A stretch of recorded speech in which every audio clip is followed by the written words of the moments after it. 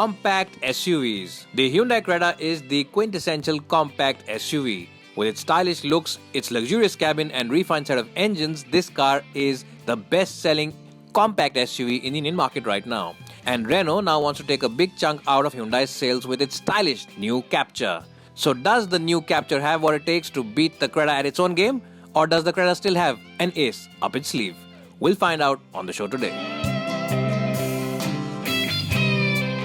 Well, so overall in terms of quality, it is the Hyundai Creta which has the edge. It's not that the Renault Captur's interiors are bad, it's just that the Creta has more consistency all across in terms of plastics. And another area where this car has the edge is in utility places. You get this huge box over here which is very useful to keep your cell phone and wallet stored away. Remember, the Captur does not have a box which opens up, and the door bins also are pretty good in terms of housing those bottles. So overall, in terms of quality as well as utility places, it is the Creta which has the advantage. What you'll also like about this car is its seat comfort. The seats offer you very good support for the lower back as well as very good support for the under thighs.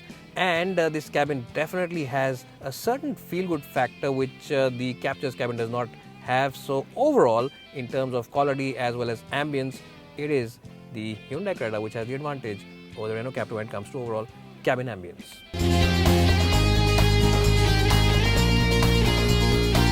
As soon as you enter the cabin of the Captur, you'll be greeted by this butterfly-like cowl around the gauges, and it really does look very cool and it looks very, very stylish. You'll also enjoy this protruding infotainment system, and you'll also like the fact that you get a very intuitive infotainment touchscreen to use. Now this one is very similar to the ones on the Renault Kwid as well as the Duster, but it is a nice and easy system to operate. Now there's no Apple CarPlay or Android Auto at the moment, but of course you do get your own navigation via GPS.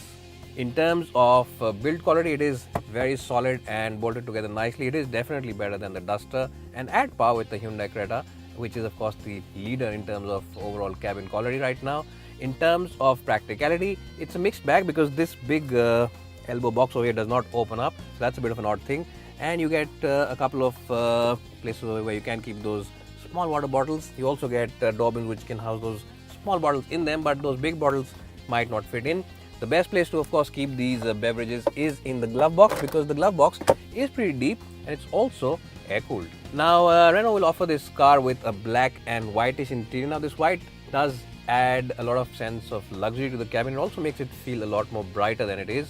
But for Indian summers, this is a cabin which might tend to soil rather easily, so that's something that you need to take care of. In terms of seat comfort, the Captur is quite good because you get very good support for the lower back. The seat scob is pretty deep, which means that even taller people have good under-thigh support for their legs. So on those long journeys, you won't be feeling tired at all and will be coming out of this car rather fresh. Well, not only are the front seats better than the Captur, even the rear seats are better in terms of overall space. Both headroom and legroom is very good. Now there is place below the front seats where I can stretch my feet, and also the floor panel is nearly flat, so it is a good car for 3 occupants sitting abreast. You also get your own AC vents and big windows all across, which give it a very bright and airy feel. So in terms of overall front seats as well as second row of seats, the Hyundai Creta has the advantage over the Renault Captur. Now for someone who is 5'10", headroom over here is more than adequate, and even 6-footers should not have a problem sitting in the back seat. Knee room also is just about adequate. It's not the best, but it's not bad either. It's not a deal breaker, it's decent. And there is place below the front seats where I can stretch my feet. Now there is a lump in the floor panel over here, but the footwells are pretty accommodating. They are pretty large enough, so whoever's sitting in the middle has plenty of place to stretch his feet. He really won't have to be jostling around with the other 2 occupants. And the best part is that the seats over here are rather flat, which means that whoever's sitting here has plenty of place and won't be feeling uncomfortable at all. It's also a very wide car, so 3 occupants sitting abreast should not be a problem. And the second row of the Captur's cabin is a nice place to be in. Well, what also makes this car's cabin feel a lot more airier than it is the fact that you get this off-white seat fabric over here, this off-white leather fabric rather, on the top-end version. And you also get your own AC vents which aid luxury and comfort quite a way in the back seat. And the best part is that the windows are nice and wide, and the opening of the door, the aperture, is also pretty large enough, because getting in and out of this car really is a breezy affair. So overall, a nice place in the second row of the Captur seats. But in terms of boot capacity, there is a slight difference between these two cars. The Captur is about 380 liters, roughly about 380 liters. This one is about 400 liters. So it's about 20 liters, which isn't much. But the advantage that this car has is that it has a completely flat loading area. There's no sill as well. And it's a nice and boxy boot with minimal intrusion from the suspension. So again, just like the cabin, even the boot is better on the Hyundai Creta when compared to the Renault Captur. Well, so in terms of overall boot shape and size, this is a nice and boxy boot, which means that if you have to load in those big boxes and are shifting home, this is a nice boot to load those boxes in. And it's also a pretty spacious boot in terms of its overall luggage carrying ability. It's almost 400 liters, which is pretty good and at par with the Hyundai Creta. Now, there is a bit of a loading lip over here. There's a bit of a ledge over here actually. So you might have to just struggle with those bags when you have to push them in. But to ferry your mother-in-law back to the airport along with all her luggage, this is a very good car and one which is pretty good at accommodating those large pieces of luggage items.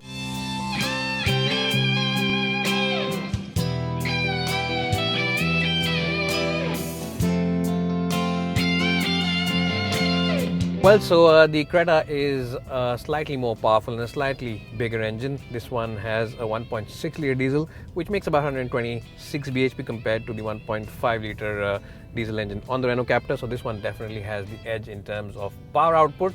Where the Creta also has the advantage is in terms of refinement. Yes, the Creta's cabin definitely feels a lot more quieter and a lot more hushed even when you build up revs than the one on the Renault Captur. And what you'll also appreciate about this engine is the fact that even when you rev it really hard, the cabin is very well isolated, not only from the engine noise but also from wind as well as road noises. So Hyundai engineers seem to have done a very good job with the cabin isolation on the Creta.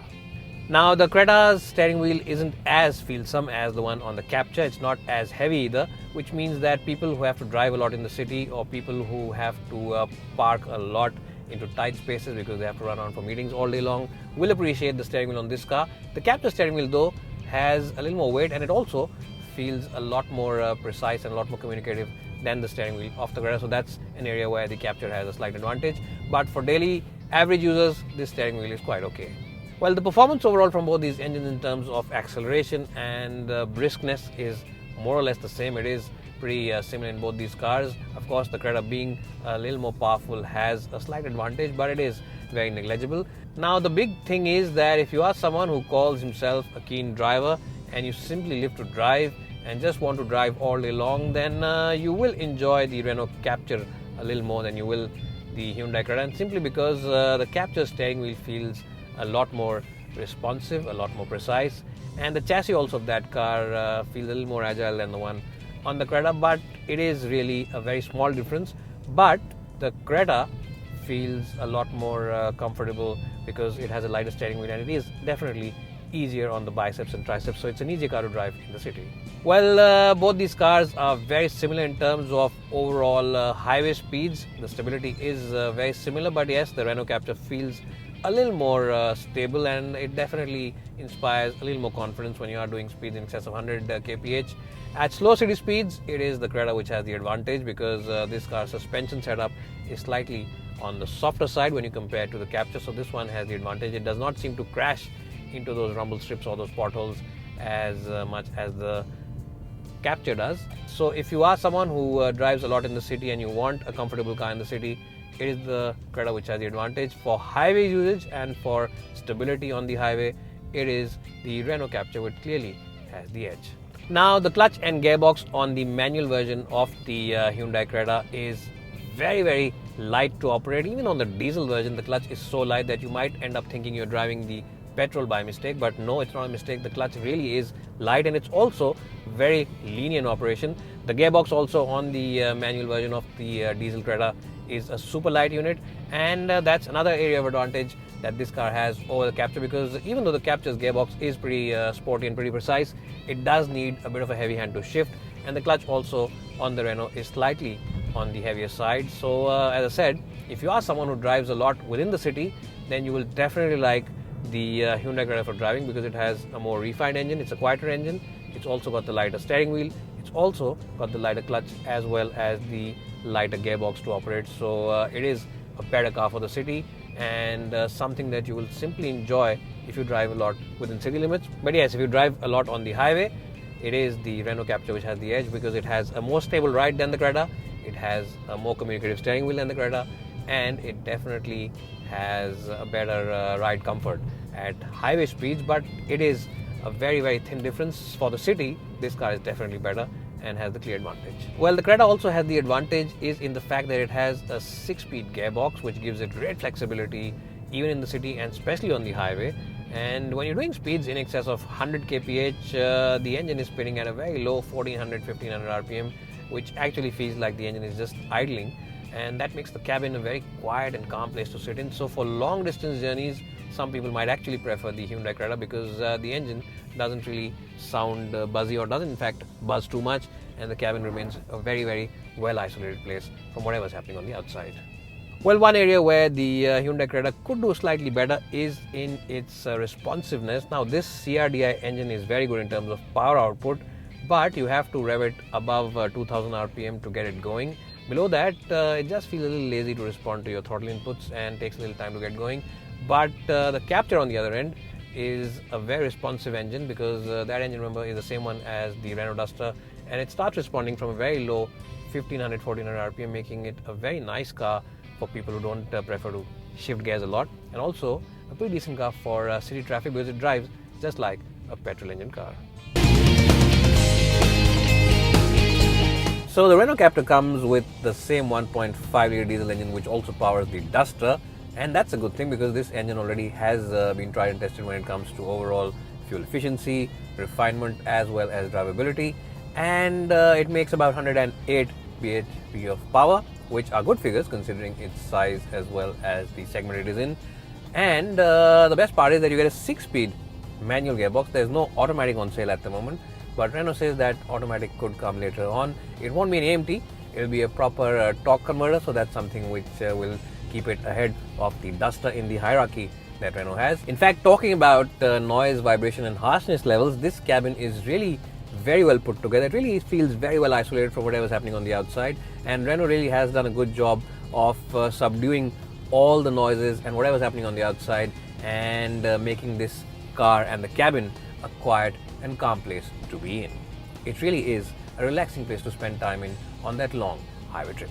Now, special mention has to be made about the Apollo tires that this car comes with. Yes, you get a set of Apollo tires as standard fitment, and I have to say that these tires not only offer you very good grip levels, they also are very quiet when you're cruising on the highway. If you're doing speeds in excess of 100 kph, there's no tire noise which enters the cabin, and we have tried a couple of different surfaces to figure out if it was a surface, but these tires perform very well on 2 or 3 different surfaces that we've driven them on, so there's no tire noise. And thumbs up to Renault for giving this car a nice set of wheels. Well, not only will the Captur impress you in terms of the way it drives, it will also impress you when you turn around these indicator stalks all around, because they have a nice and solid feel about themselves. In fact, they feel like they're built to last you ages, and you could pass on this car to the next generation. Yes, its build quality is that good. I'm not exaggerating, or I'm not being paid by Renault to say it. It is something that you need to go to the Renault showroom and find out for yourself. It is excellent in terms of overall build quality, and I think this car is a very mature, sensible, as well as stylish car which you should definitely go ahead and check out at a Renault dealership near you.